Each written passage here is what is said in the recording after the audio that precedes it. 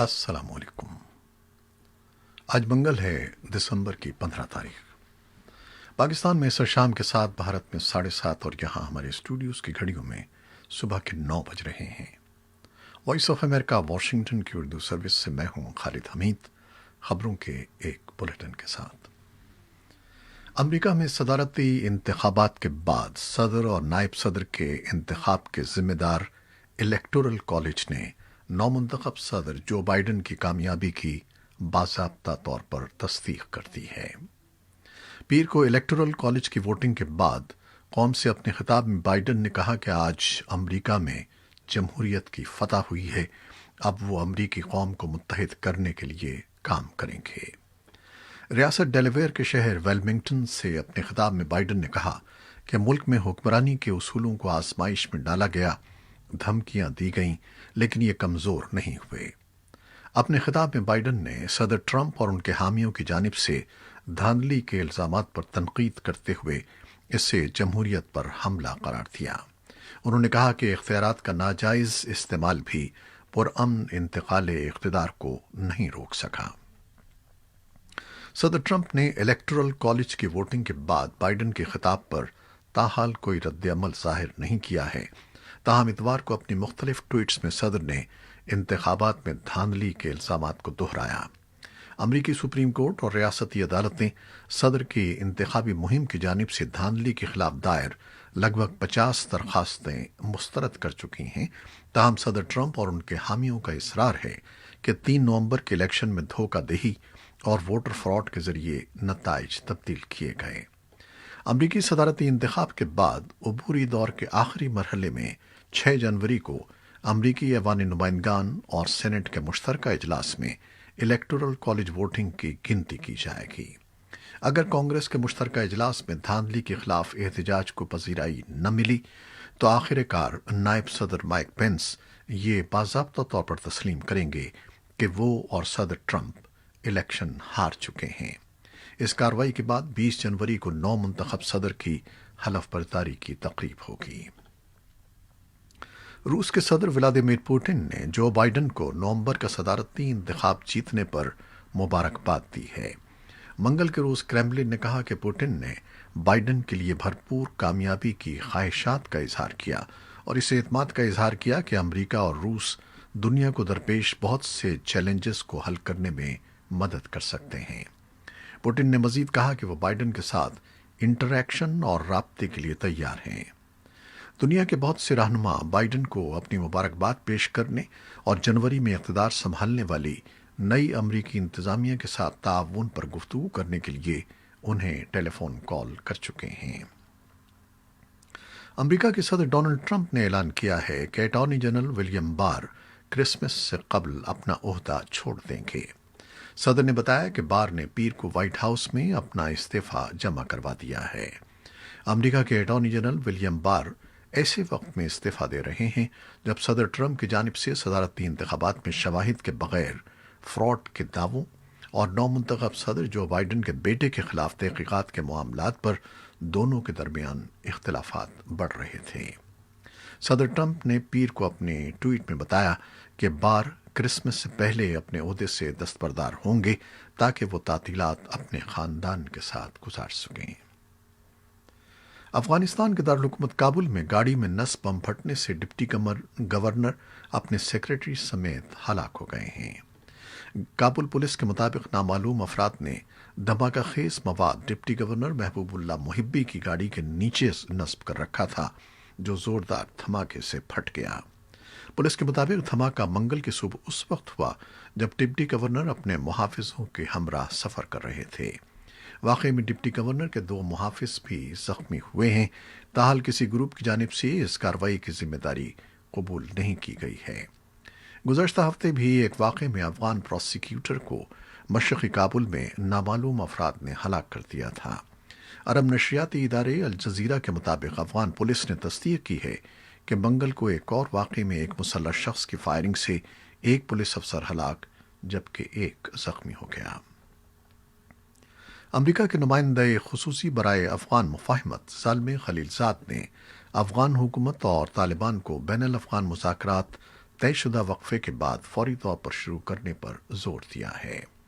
خلیلزاد کے بقول اس وقت بہت کچھ داؤ پر ہے، اس لیے بین الافغان امن مذاکرات کو دوبارہ شروع ہونے میں تاخیر نہیں ہونی چاہیے، اور یہ بات چیت ان کے بقول اتفاق رائے کے مطابق 5 جنوری کو شروع ہونی چاہیے۔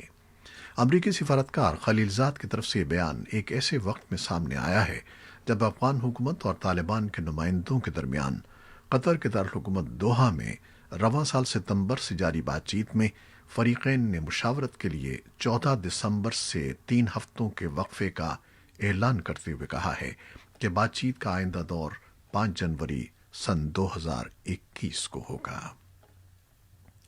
اسی اثنا میں امریکہ کے نمائندے خصوصی زلمے خلیلزاد نے پیر کو پاکستان فوج کی سربراہ جنرل قمر جاوید باجوہ سے ملاقات کی۔ اس موقع پر افغانستان میں ریزولوٹ مشن کے سربراہ جنرل اسکاٹ ملر بھی خلیلزاد کے ہمراہ تھے۔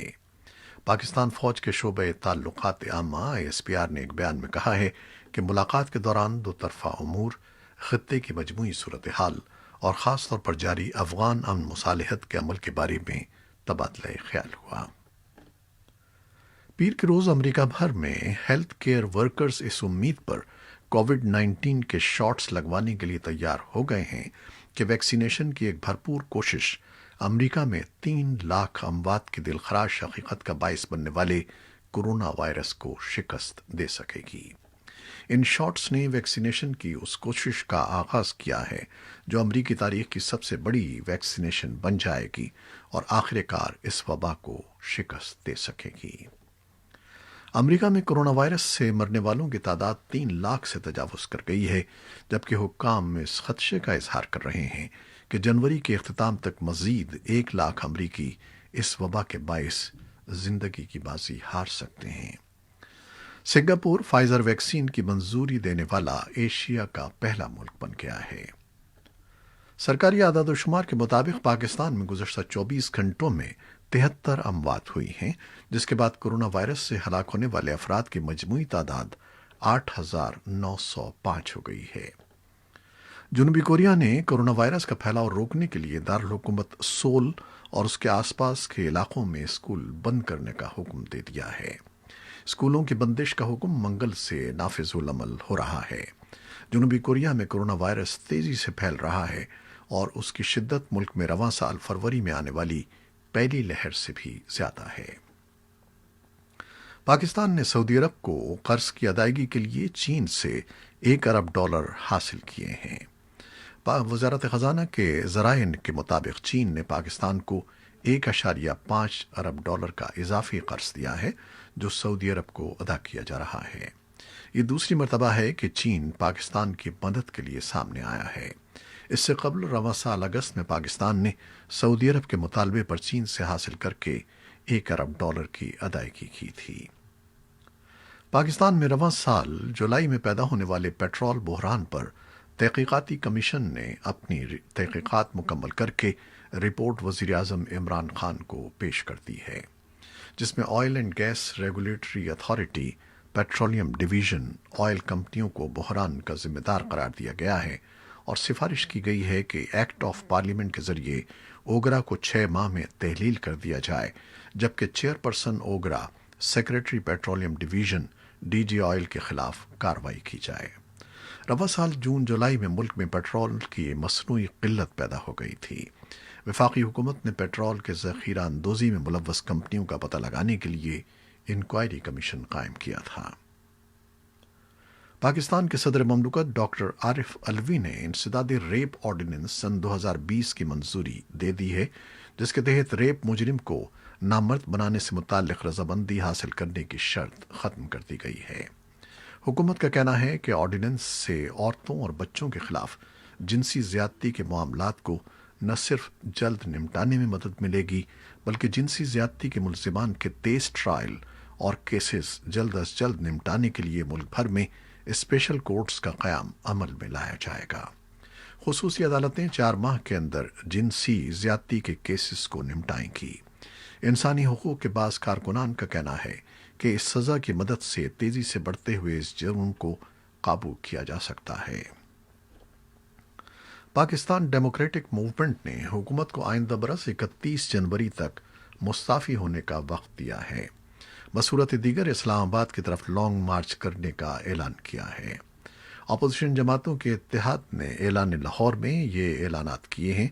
तज्जियाकार समझते हैं कि अपोजिशन जमातों के ऐलान में कोई नई चीज़ नहीं है और इस तरह की तहरीकों से हुकूमत को कोई ख़तरा नहीं होता।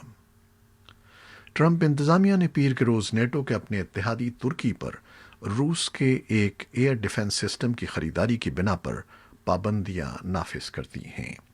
ये इक़दाम ऐसे में सामने आया है जब वाशिंगटन और अंकारा के दरमियान ताल्लुकात तुर्की की जानिब से रूस से S-400 मिसाइल डिफेंस सिस्टम के हुसूल के साथ साथ शाम में उसके इक़दामात आर्मीनिया और अज़रबैजान के दरमियान और मशरक़ी बहर रोम में इलाके में तनाज़े की वजह से 1 साल से ज़्यादा अरसे से कशीदा रहे हैं।